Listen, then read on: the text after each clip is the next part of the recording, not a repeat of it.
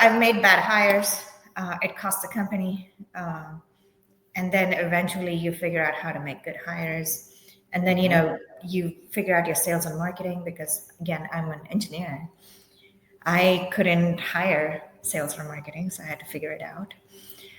So, there was a lot of learning curves. And then, and we were in situations where I brought in a contract and I looked at the team and I realized we couldn't deliver on the contract. That's the It's a very frightening moment. Very frightening moment.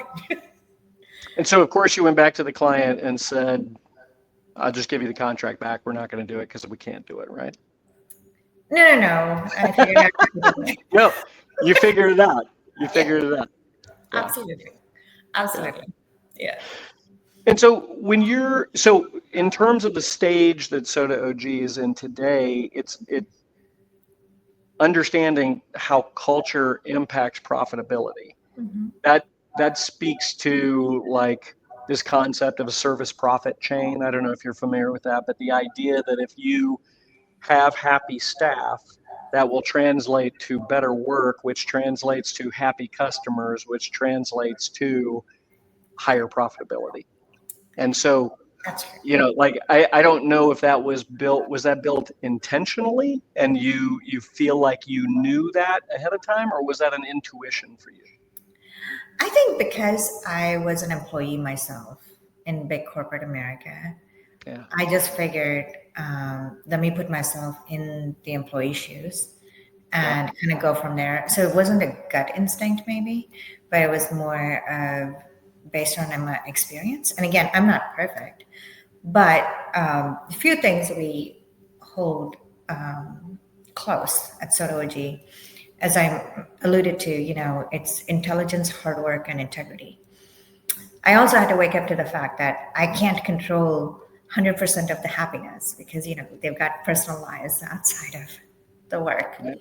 That's right. So it was also about setting few standards around the expectations and keeping that equal for everybody.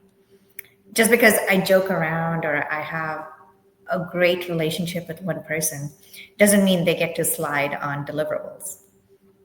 There's one area that I do not compromise on, or I had to pick on. It's integrity. So one thing is like, if you say you're going to get something done tomorrow, I really, really don't want to hear a story about it. What I would prefer is you tell me ahead of time that it's not going to be done, instead of telling me when I'm expecting it. So I try to, similar little things where you don't have to be a genius, you just have to. So intelligence, hard work, and integrity, those sound a lot like the hard work you can obviously affect, right? I mean, intelligence you can train and you can affect. Integrity, it is what it is. But I would argue like all three of those things are those are your hiring points. That's how you decide how you add to your team, right? But it's really hard to measure hard work and integrity in an interview. Yeah. And I used to make mistakes on that a lot. When did that change, Sarah? I mean, like in terms of in the 8 years, how many employees do you guys have now? We're a team of about 10. It's about 6 to 10. We oscillate. Yeah. Okay. So you're under double digit, but insane profitability, which I love. So as you've started doing that, was that like halfway in, or have you consistently just kept adding, 1 or 2 people each year? Like when did that change? You mean on the hiring? How we? Yeah. We try to have a repeatable tech, and then of course to upgrade the product and improve the product, we keep hiring more folks as we grow. Because like for example, in the early days, the front-end developer and me, or back-end developer and me, we used to do all the UI UX dashboard designing, all of that. Sure. And as we grow, we hire a UI UX designer, etc. So like those little ancillary roles that we used to wear multiple hats to do. Yeah. And at this stage, are you still driving a lot of the functional roles in the organization, or have you started to, like, do you have HR? Do you have marketing? Do you have R&D? Do you, Yeah. or is it more we just look at the team and we go, hey, everybody handles something?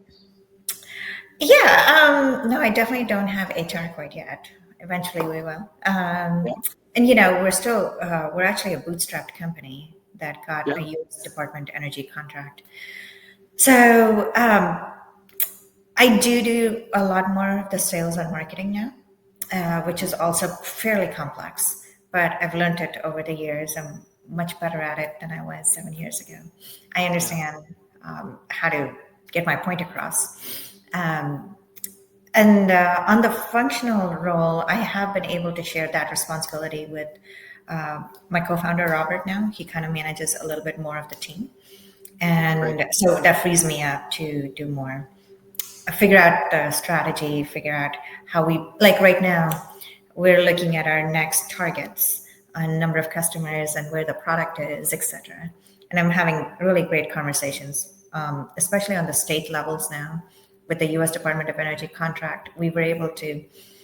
It opened doors at the state levels. Sure. Like, yeah, so that was exciting. That was different because we had always done only private. So while we were really good at getting private customers, this was really eye opener to see how the government works, and it's actually fantastic. They work really well. They're great customers.